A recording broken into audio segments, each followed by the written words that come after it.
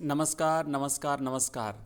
आइए आज हम कक्षा 12 का हिंदी का चैप्टर है भक्तिन। इस भक्तिन पाठ के 20 मोस्ट इंपोर्टेंट प्रश्न देखने वाले हैं जो सीधे आपकी परीक्षा में छपने वाले हैं। बच्चों, शानदार तरीके से हम इन प्रश्नों के सीरीज को करेंगे। आप जो देख पा रहे हैं इमेज के साथ में आपको बिल्कुल लेटेस्ट पैटर्न के हिसाब से पढ़ा रहा हूँ और ये सारे के सारे क्वेश्चंस जो है वो आपकी परीक्षा के लिए मोस्ट इंपोर्टेंट है। सिर्फ 10 मिनट से ज़्यादा टाइम नहीं लगेगा, तो कंप्लीटली इसका रिविजन करना है आपको। पहला प्रश्न है, भक्तिन का वास्तविक नाम क्या था? ऑप्शन 1 दासी, 2 है ऑप्शन लक्ष्मिन या लक्ष्मी, ऑप्शन 3 है यशोदा और ऑप्शन 4 है महादेवी। तो जैसा कि आप सभी जानते हैं भक्तिन का वास्तविक जो नाम था वो था लक्ष्मिन। और चूंकि देखो एक्चुअली होता क्या था कि आप देख पा रहे हैं ना, लक्ष्मी जो है ना वो हमारे हिंदू धर्म में धन की देवी मानी जाती है, लेकिन यहाँ पर भक्तिन के साथ बिल्कुल उल्टा था उसका। तो जैसा कि महादेवी वर्मा ने कहा है कि व्यक्ति को अपने नाम का विरोधाभास लेकर के जीना पड़ता है, तो वो बहुत गरीब थी। आप देख पा रहे हो ये जैसे भक्तिन की हालत देखिए आप। तो राइट आंसर आपको करना है लक्ष्मी या लक्ष्मी। क्वेश्चन नंबर 2, महादेवी वर्मा ने भक्तिन का नामकरण क्या देखकर किया था? ध्यान से समझिएगा, बड़ा इंपॉर्टेंट प्रश्न है। उसका चेहरा देख करके, उसकी वेशभूषा देख करके, उसके गले की कंठी माला देख करके, या फिर उसकी सेवा भावना। तो याद करो कि जब भक्तिन पहली बार महादेवी वर्मा से मिली थी और महादेवी ने जब उसका नाम पूछा था तो भक्तिन ने एक शर्त रखी थी कि आप मुझे इस नाम से दोबारा कभी नहीं बुलाओगी। और उस समय फिर वो नाम तो बता दिया था, लेकिन तब महादेवी वर्मा ने एक नया नाम रखा था उसके गले में कंठी माला देख करके। तो उसके गले की कंठी माला देख करके उसका नाम रखा था भक्तिन। जैसे भक्त होता है ना, भगवान का भक्त, वो अपने गले में बहुत सारी मालाएं जो है वो धारण करता है। तो पहली मुलाकात में कंठी देख करके महादेवी वर्मा ने भी लक्ष्मीन का नाम जो है वो भक्तिन रख दिया था। दूसरा प्रश्न, भक्तिन किस विधा की रचना है? ये कहानी है या फिर संस्मरणात्मक रेखा चित्र है, ये आत्मकथा है या फिर ये यात्रा वृतांत है? तो जैसा कि हम सब जानते हैं यह एक संस्मरणात्मक रेखा चित्र है महादेवी वर्मा का, और स्मृति की रेखाएं जो इनकी रचना है, कृति है, वहाँ से ये लिया गया है। ध्यान रखना, कई बार इनकी जो कृति है वहाँ की भाई ये कहाँ से लिया गया है वो भी पूछा जा सकता है ना। तो यह सच्ची यादों पर आधारित है। अगला प्रश्न है कि भक्तिन का विवाह किस आयु में हुआ था? जब वह 5 वर्ष की थी, जब वह 7 वर्ष की थी, या फिर जब वह 9 वर्ष की थी, या फिर 11 वर्ष की थी? तो आप सभी जानते हैं कि भक्तिन जब 5 वर्ष की थी तब उसका विवाह हो गया था, और इस छोटी सी उम्र में बाल विवाह जो है इसे हम कह सकते हैं हुआ था, और 9 वर्ष की आयु में जो है उसका गौना हुआ था।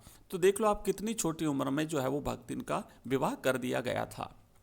अगला क्वेश्चन देखो, भक्तिन का गौना। हाँ, अब विवाह के बाद की एक रस्म होती है जिसे गौना कहते हैं। अगर किसी का बाल विवाह होता है तो वयस्क होने पर उसका गौना किया जाता है, तब उसे ससुराल भेजा जाता है। तो भक्तिन के साथ भी यही हुआ था कि उसका गौना बाद में किया गया था। तो गौना किस आयु में हुआ था? 9 वर्ष की आयु में, 12 वर्ष की आयु में, 15 वर्ष की आयु में, या 10 वर्ष की आयु में? तो सही जवाब है कि उसका गौना जो है वो 9 वर्ष की आयु में हुआ था। राइट आंसर है कि विवाह के 4 साल के बाद में, मतलब 5 वर्ष की उम्र में उसका विवाह हुआ था और 9 वर्ष की उम्र में उसका गौना हुआ था। अगला क्वेश्चन है, भक्तिन कहाँ की रहने वाली थी? या फिर ये प्रश्न आ सकता है भक्तिन के पिता कहाँ के रहने वाले थे, या फिर प्रश्न आ सकता है भक्तिन का मायका कहाँ पे था। ये अलग अलग प्रकार के प्रश्न आ सकते हैं। ऑप्शन 1 इलाहाबाद, ऑप्शन 2 है झांसी, ऑप्शन 3 है झूसी, और ऑप्शन 4 है लखनऊ। तो राइट आंसर है बच्चों झांसी। राइट आंसर है झूसी। झूसी गाँव की रहने वाली थी। इलाहाबाद के पास में एक झूसी जो है वो एक ऐतिहासिक जगह है, आप देख पा रहे हैं। यहाँ की रहने वाली थी ना, जूसी गांव की रहने वाली थी, और हंडिया गांव में उसका ससुराल था। आप सब को याद रखना है ना। भक्तिन जो है वो गंगा नदी के किनारे बसा हुआ ऐतिहासिक हमारा शहर प्रयागराज, और प्रयागराज के पास में स्थित है जूसी गांव। अगला क्वेश्चन है कि भक्तिन की कितनी बेटियां थी? 1, ऑप्शन 2 है 2, ऑप्शन 3 है 3, और ऑप्शन 4 में लिखा है 4। तो भक्तिन की 3 बेटियां थी। आप सब जानते हैं भक्तिन की 3 बेटियां थी। बेटा न होने के कारण उसे ताने मिलते थे। आपको याद होगा कि उसकी सास और उसकी जिठानियां उसे खोटी टकसाल कह करके बुलाती थी। अगला क्वेश्चन देखिए, भक्तिन के पति की मृत्यु के समय उसकी आयु क्या थी? मतलब अभी इसके पति की आयु की बात की है, ध्यान देना, भक्तिन की आयु की बात नहीं की है। तो भक्तिन का पति कितने वर्ष का था? 25 का, 29 वर्ष का, 36 वर्ष का या 40 वर्ष का? तो भक्तिन के पति की आयु उस समय 36 वर्ष थी। ध्यान देना है कि जब भक्तिन जो है, भक्तिन उस समय 29 वर्ष की थी, लेकिन भक्तिन का जो पति था जब उसकी मृत्यु हुई थी तब वो 36 वर्ष का था, और इस प्रकार बहुत कम उम्र में 29 वर्ष की आयु में भक्तिन जो है वो विधवा हो गई थी। अगले क्वेश्चन की तरफ बढ़ते हैं। ये हमारा 9वां प्रश्न है। भक्तिन का शरीर कैसा था? मोटा था, लंबा था, दुबला पतला था या फिर बहुत सुंदर था? तो भक्तिन बहुत दुबले पतली और छोटे कद वाली एक महिला थी। आंसर इसका रहेगा ऑप्शन सी, क्योंकि जीवन के संघर्ष ने उसे ऐसा बना दिया था। बहुत तकलीफें झेली थी, बहुत संघर्ष किया था, बहुत दुख झेला था उसने, और इससे उसका शरीर दुबला पतला हो गया था। कद उसका पहले से ही छोटा था। देखो बच्चों, हम यहाँ पे 20 मोस्ट इंपोर्टेंट प्रश्न कर रहे हैं, और हर चैप्टर में अब आपको इसी टाइप के प्रश्न मिलेंगे। हो सकता है ऑब्जेक्टिव टाइप के, और अब अगली जो हमारा चैप्टर रहेगा उसमें हम बड़े प्रश्न, सब्जेक्टिव प्रश्न भी करने वाले हैं। तो अगर आपको ये क्लास पसंद आ रही है तो चैनल को सब्सक्राइब करना है, लाइक करना है, इस क्लास को, वीडियो को, इसे हाइप भी कर सकते हैं, और साथ ही साथ अपने दोस्तों के साथ इसे शेयर करेंगे। शाम को 7 बजे होगी हमारी लाइव क्लास, जहाँ पे हम अलग अलग सब्जेक्ट में ऑब्जेक्टिव टाइप के इंपॉर्टेंट प्रश्नों का अभ्यास करते हैं। चलिए अगला प्रश्न है 10वां। भक्तिन महादेवी वर्मा को भोजन में क्या बनाकर देती थी? राजभोग, ऑप्शन 2 हलवा पूरी, ऑप्शन 3 है मोटी रोटी और दाल, और ऑप्शन 4 है चावल और सब्जी। तो राइट आंसर है मोटी रोटी और दाल बना करके देती थी। बिल्कुल एक प्रकार से देहाती भोजन बनाती थी। आपको याद होगा वो देहाती खाना ही बनाना जानती थी, और मोटी मोटी रोटियां और दाल जो है वो बना करके महादेवी को खिलाती थी। अगला प्रश्न देखो, भक्तिन की सेवा भावना की तुलना किससे की गई है? ऑप्शन 1 सबरी से, ऑप्शन 2 हनुमान जी से, ऑप्शन 3 सुग्रीव जी से, ऑप्शन 4 है लक्ष्मण जी से।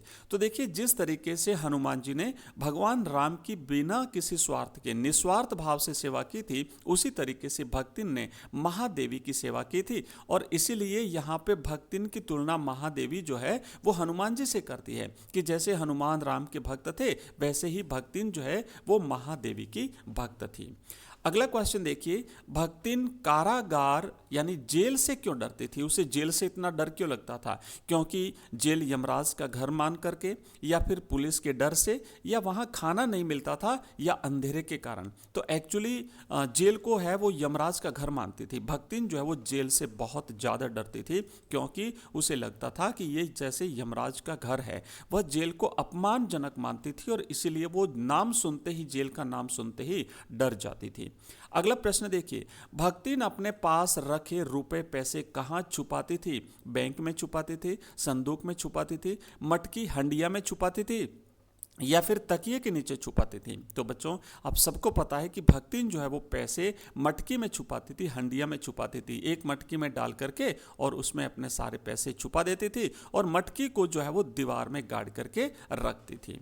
अगला क्वेश्चन देखो, महादेवी के मना करने पर भी भक्तिन ने कौन सी आदत नहीं छोड़ी? गाना गाना नहीं छोड़ा, सिर मुंडवाना नहीं छोड़ा, तेज बोलना नहीं छोड़ा, या फिर बाहर घूमना नहीं छोड़ा? तो सही जवाब है ऑप्शन बी, उसने सिर मुंडवाना नहीं छोड़ा। वो सिर मुंडवाती थी, और इसे विधवा धर्म का हिस्सा मानती थी। शास्त्रों के आधार पर वो इसे सिद्ध भी करती थी। अगला प्रश्न है कि भक्तिन की जिठानियां बैठ करके क्या करती थी? भक्तिन की 2 जिठानियां थी, तो वो बैठ करके क्या करती थी? खेत का काम करती थी, खाना बनाती थी, लोक चर्चा करती थी, या फिर पूजा पाठ करती थी? तो बच्चों, वो लोक चर्चा करती थी, मतलब गप सप लड़ाती थी, इधर उधर की, इस घर की उस घर की बातें जो है वो करती थी, और उसकी सास भी उसका साथ देती थी। तो ये तीनों मिलकर के, भक्तिन बेचारी अकेली काम करती थी, और वो तीनों मिलकर के आराम करती थी। अगला प्रश्न है 16वां, भक्तिन के पति ने मरते समय उसे क्या सौंपा था? भक्तिन को क्या सौंपा था? खजाना सौंपा था, घर गृहस्थी और खेत सौंपे थे, गहने सौंपे थे, या फिर कर्ज सौंपा था? तो उसने घर गृहस्थी और उसके खेत जो है वो भक्तिन को सौंप करके गया था।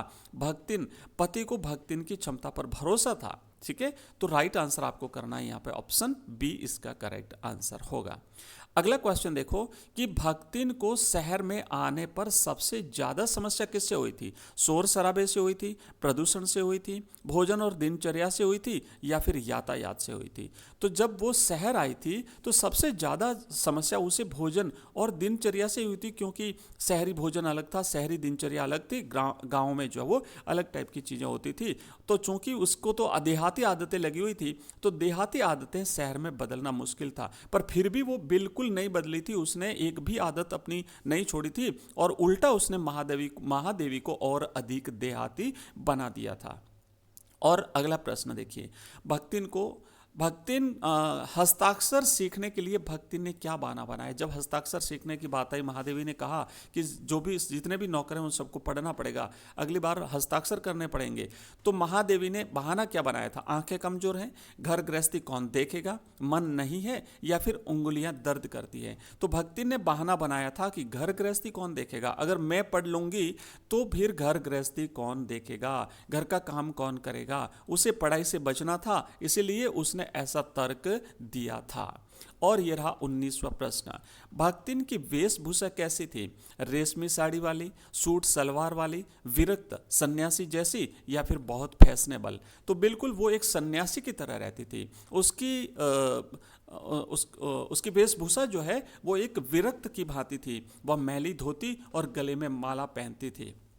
और हमारा अंतिम प्रश्न है इस पाठ का कि इस पाठ का मुख्य संदेश क्या है? भक्तिन पाठ का क्या मूल भाव क्या है, मूल संदेश क्या है? नारी शिक्षा, बाल विवाह विरोध, संघर्ष और स्वामी भक्ति और अंधविश्वास। तो यहाँ पे सही आंसर रहेगा ऑप्शन सी, संघर्ष और स्वामी भक्ति। इस पाठ के माध्यम से बताया गया है कि एक अनपढ़ नारी भी कितना अटूट समर्पण के साथ अपना जीवन जीती है, एक स्वामी भक्ति, और साथ ही साथ हम यूँ कह सकते हैं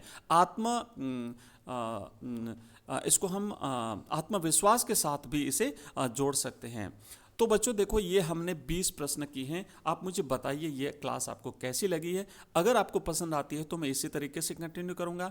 अगर आप इसमें कुछ संशोधन चाहते हैं तो आप इस वीडियो के कमेंट बॉक्स में कमेंट डाल देना। नेक्स्ट जो हमारी क्लास होगी वो उसी रूप में आपको मिलने वाली है। तो मिलते हैं अगली क्लास में अगले सब्जेक्ट अगले चैप्टर के साथ। तब तक के लिए जय हिंद, जय भारत।